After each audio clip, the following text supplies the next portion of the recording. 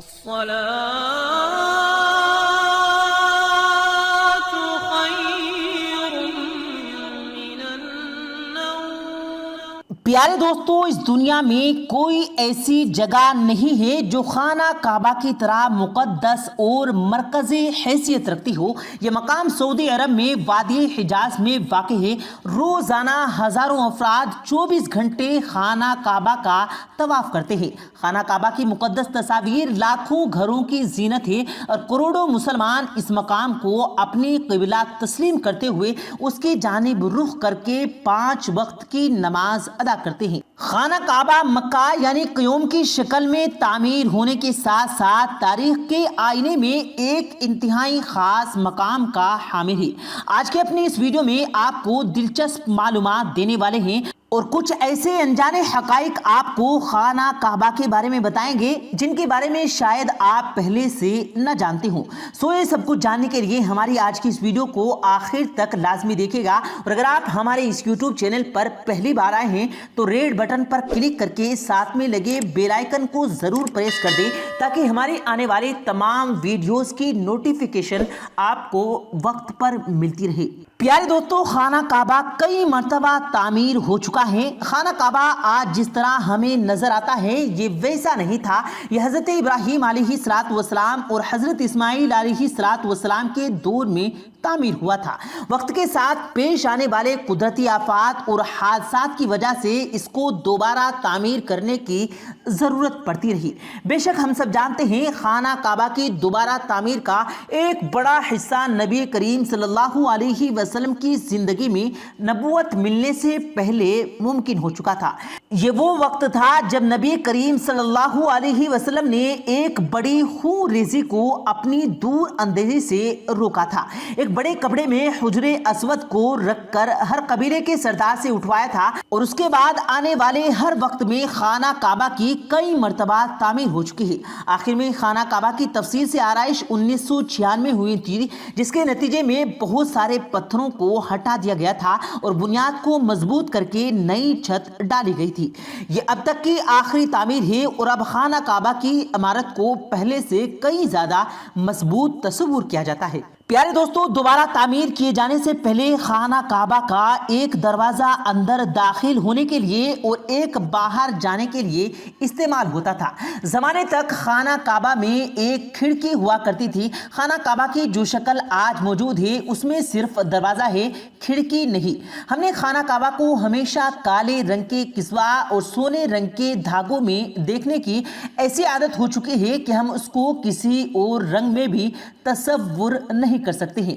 روایت ابو سعد جن کے گھر کا رنگ کالا تھا کے دور سے چلی آ رہی ہے، لیکن اسے قبل خانہ کعبہ مختلف رنگوں کے غلاف سے ڈھکا رہتا تھا۔ ان رنگوں میں ہرا، لال اور سفید رنگ شامل ہے۔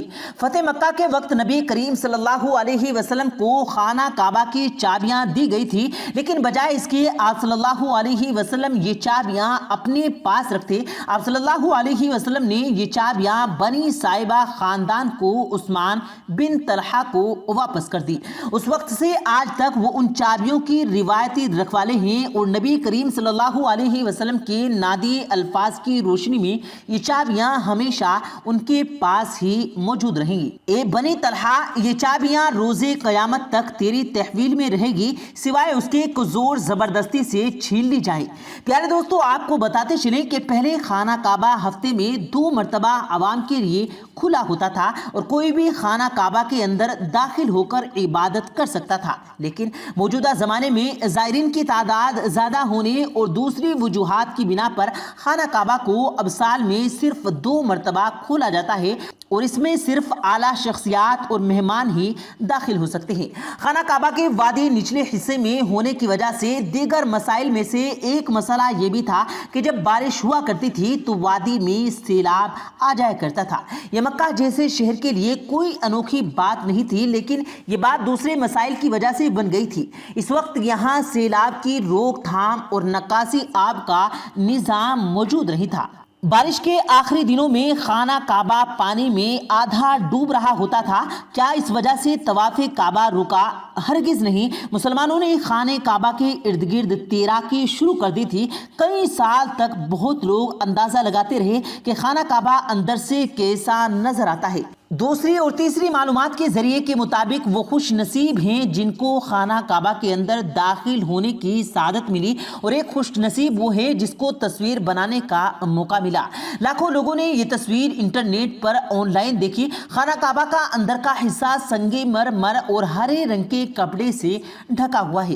جس دور کے حکمران نے خانہ کعبہ کی دوبارہ آرائش کروائی، اس نے خانہ کعبہ کے اندر اپنے نام کی تختی بھی لگوائی۔ خانہ کعبہ کے اندر جنت میں خانہ کعبہ ہی موجود ہے جس کا ذکر قرآن پاک میں بھی آیا ہے، اور نبی کریم صلی اللہ علیہ وسلم نے بھی اس بات کی نشاندہی کی ہے کہ اللہ کے نبی صلی اللہ علیہ وسلم نے اسراء والی معراج کا واقعہ سناتے ہوئے فرمایا، جب مجھے بیت المعمور یعنی اللہ کا گھر دکھایا گیا تو میں نے حضرت جبرائیل علیہ السلام سے پوچھا۔ انہوں نے جواب دیا کہ یہ بیت المعمور ہے جہاں 70,000 فرشتے روزانہ اللہ کی عبادت کرتے ہیں، اور جب وہ یہاں سے جاتے ہیں تو واپس نہیں آتے، یعنی ہمیشہ نیا دست آتا ہے۔ اس بات سے اندازہ لگایا جا سکتا ہے کہ اللہ نے فرشتوں کو کتنی بڑی تعداد میں پیدا فرمایا ہے۔ پیارے دوستو، کیا آپ نے کبھی اس بات پر غور کیا ہے کہ حجر اسود چاندی کے سانچے میں کیوں گھرا رہتا ہے؟ تو چلیے آپ کو ہم یہ بھی بتاتے ہیں۔ کچھ لوگوں کا خیال ہے کہ حجر اسود عامایات کی فوج کے ہاتھوں مارے گئے پتھر لگنے کی وجہ سے ٹوٹ گیا تھا جب وہ مکہ پر قابض تھے، جب وہ پتھر عبداللہ بن زبیر کی صلاحیت میں تھا۔ کچھ ذرائع کے مطابق حجر اسود بحرین سے تعلق رکھنے والے کرانتین کے ہاتھوں ٹوٹ گیا تھا۔ ان لوگوں کا خیال یہ تھا کہ حجر مبارک ایک توہین پرستی کا عمل ہے۔ اپنی بات کو سچ ثابت کرنے کے لیے ان لوگوں نے 10,000 حجاج کو مار کر ان کے واقعات کو آب زمزم کے کنویں میں پھینک دیا تھا۔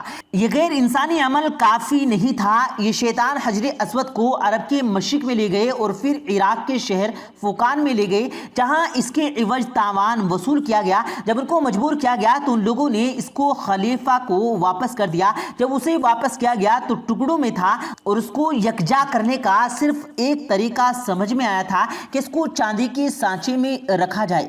کچھ تاریخ دانوں کے مطابق اس مقدس پتھر کے کچھ حصے آج بھی کہیں گم ہیں۔ مکب کی شکل سے مشہور خانہ کعبہ دراصل مستطیل کی شکل کا ہے۔ خانہ کعبہ کبھی بھی مکب کی شکل کا نہیں تھا۔ اس کی اصل جاؤ یہ کے مطابق ایک سائیڈ آدھی گول تھی جس کو حجر اسماعیل کہا جاتا ہے۔ نبی کریم صلی اللہ علیہ وسلم کو نبوت ملنے سے پہلے جب خانہ کعبہ کی دوبارہ تعمیر ہوئی تب قریش نے اس بات کی حامی بھری تھی کہ وہ حلال کمائی سے ہی اس کی تعمیر مکمل کریں گے۔ اس کا مطلب یہ ہے کہ جوئیں، لوٹ مار، جسم فروشی اور سود جیسے حرام کاموں سے کمایا ہوا پیسہ استعمال نہیں ہوگا۔ قریش اتنے امیر تجارتی شہر میں ہونے کے باوجود اتنی رقم جمع کرنے میں ناکام ہو چکے تھے جو خانہ کعبہ کی تعمیر اس کے اصل سائز رقبے کے حساب سے کر سکے۔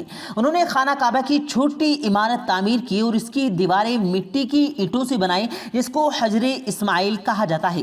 حالانکہ اس کا حضرت اسماعیل علیہ السلام سے کوئی تعلق نہیں، جبکہ خانہ کعبہ کے حقیقی قدر کی جانب اشارہ کرتی خلیفہ عبداللہ بن زبیر کے دور کے حکومت کے چند سال کے مخصوص وقفے میں خانہ کعبہ اپنی اسی شکل میں موجود تھا جس میں نبی کریم صلی اللہ علیہ وسلم نے متعین کروایا تھا۔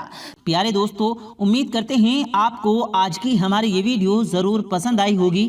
اگر آپ کو یہ ویڈیو پسند آیا ہو تو اس ویڈیو کو دل سے لائک کریں اور زیادہ سے زیادہ لوگوں تک اس ویڈیو کو ثواب کی نیت سے شیئر کریں، اور اس ویڈیو کے بارے میں آپ کی کیا رائے ہے کمنٹ سیکشن میں اپنی رائے کا اظہار ضرور دیں، اور مزید اسی طرح کی روز کی ویڈیو پانے کے لیے ہمارے چینل کو ضرور سبسکرائب کریں۔ ملتے ہیں پھر ایک نئی ویڈیو کے ساتھ، تب تک کے لیے اللہ حافظ۔